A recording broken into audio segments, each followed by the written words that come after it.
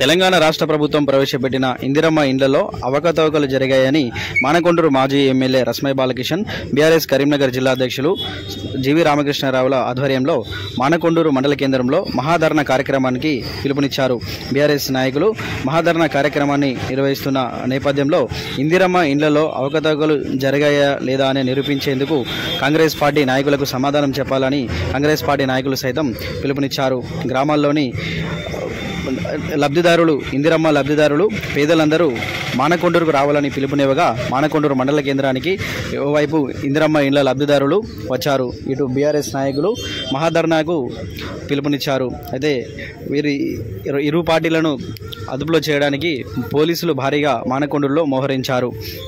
దీనిపై ఏం జరుగుతుందోనని అందరూ ఆసక్తిగా ఎదురుచూస్తున్నారు.